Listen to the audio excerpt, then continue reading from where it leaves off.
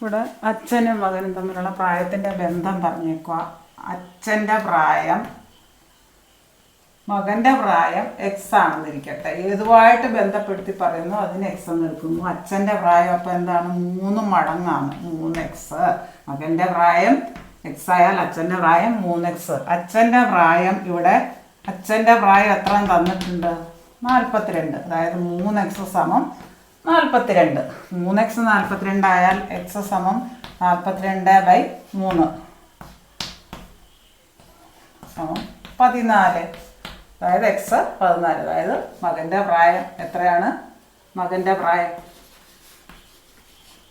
വയസ്സാണ് ചോദിച്ചേക്കുന്നത്. വയസ്സ് എക്സ് ഒന്നും എടുത്തില്ലേ? അതെന്ന് പറയുന്നത് 14ആണ്. ഈ ബന്ധം ഏതുമായിട്ട് ബന്ധപ്പെടുത്തിയിരിക്കുന്നു അതിനെ എക്സ്. മകൻ്റെ പ്രായമായിട്ട് ബന്ധപ്പെടുത്തി പറഞ്ഞു എക്സ്. അതായത് അച്ഛൻ്റെ പ്രായം 3x. അച്ഛൻ്റെ പ്രായം തന്നിട്ടുണ്ട്. അതിൽ നിന്ന് 3x 42xൻ്റെ വില കണ്ടുപിടിക്കണം.